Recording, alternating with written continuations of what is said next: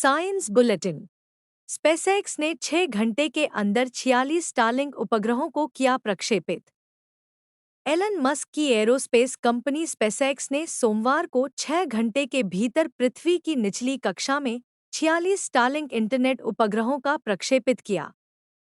Company ने एक बयान में कहा, उपग्रहों को फ्लोरिडा के Cape Canaveral space force station में स्पेस लॉन्च कॉम्प्लेक्स 40 SLC 40 से कंपनी के 2 चरण वाले फाल्कन 9 रॉकेट से प्रक्षेपित किया गया।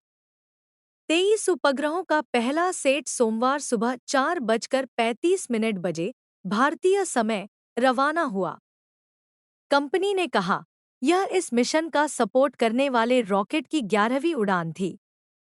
इसने पहले crew 5, GPS 3 space vehicle 6, Inmarsat I-6F2, CRS 28, Intelsat G37, NG20 और अब 5 स्टारलिंक उपग्रह प्रक्षेपित किए। उड़ान भरने के लगभग 8.5 मिनट बाद फाल्कन 9 का पहला चरण पृथ्वी पर वापस आया और स्पेसएक्स ड्रोन जहाज ऊर्ध्वाधर लैंडिंग की। भारत में मोबाइल फोन विनिर्माण एक बेजोड़ सफलता की कहानी। भारत में पिछले एक दशक में मोबाइल फोन उत्पादन की वृद्धि को मैन्युफैक्चरिंग सेक्टर में एक बेजोड़ सफलता की कहानी बताया जा रहा है। 2014 में देश में बेचे गए सभी मोबाइल फोन में से 78% आयात किए जाते थे। वहीं अब लगभग 97% मोबाइल फोन भारत में बनाए जाते हैं। उद्योग निकाय India cellular and electronics association ICA के अनुसार मोबाइल फोन उत्पादन 2014 से 15 में 18,900 करोड़ रुपए से बढ़कर वित्त वर्ष 24 में अनुमानित 4.10 लाख करोड़ रुपए हो गया है, जो 20 गुना से अधिक वृद्धि है। कुल मिलाकर पिछले 10 वर्षों में भारत में 245 करोड़ से अधिक मोबाइल फोन सेट का उत्पादन किया गया है। 2014 से 15 में भारत से मोबाइल फोन का निर्यात महज 1,556 करोड़ रुपए था। उद्योग को वित्त वर्ष 2024 के अंत में 1,20,000 करोड़ रुपए के अनुमानित निर्यात की उम्मीद है। मोबाइल फोन अब भारत का 5वां सबसे बड़ा निर्यात बन गया है। दुर्लभ ब्रेन हेमरेज से पीड़ित टैक्सी ड्राइवर को गुरुग्राम के डॉक्टरों ने दी नई जिंदगी।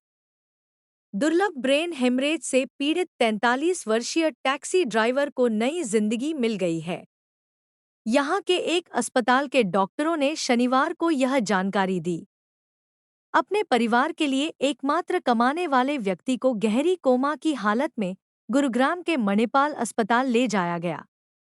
घर की सीढ़ियां चढ़ते समय फिसल कर गिरने के कारण उसके माथे में गहरी लगी। इस शख्स को पहले नजदीकी अस्पताल ले जाया गया, बाद में गंभीर हालत को देखते हुए उसे मणिपाल अस्पताल रेफर कर दिया गया।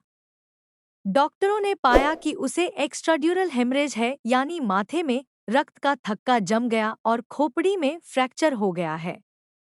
उपचार में देर होने पर उसकी जान जा सकती थी। डॉक्टरों की टीम मरीज के मूल्यांकन और प्रवेश के 15 मिनट के भीतर उसे आपातकालीन सर्जरी के लिए ले गई। AI के सामने हैं अभी कई बड़ी चुनौतियां। सेल्सफोर्स इंडिया की CEO और चेयरपर्सन अरुंधति भट्टाचार्य ने कहा है कि AI के बढ़ते दायरे के बीच भरोसा बनाना एक बड़ी चुनौती के रूप में उभरकर सामने आ रहा है। सुरक्षित और जिम्मेदार लार्ज लैंग्वेज मॉडल LLM बनाना सबसे बड़ी प्राथमिकता है, ताकि डेटा सुरक्षित रहे। INS से बातचीत के दौरान भट्टाचार्य ने कहा कि AI के लिए एक पब्लिक सेक्टर इनिशिएटिव स्थापित करने पर विचार हो रहा है और चीजों को उस तरीके से संबोधित करेंगे जैसा सरकार चाहती है। उन्होंने कहा, सरकार के पास कई कठोर प्रक्रियाएं और नियम हैं जिनका हमें पूरी तरह से पालन करने में सक्षम होना चाहिए। उसके बाद ही हम इसके लिए आगे बढ़ेंगे। यही कारण है कि हमने अभी तक पब्लिक सेक्टर AI तुरंत शुरू नहीं किया। BNT की खास पेशकश।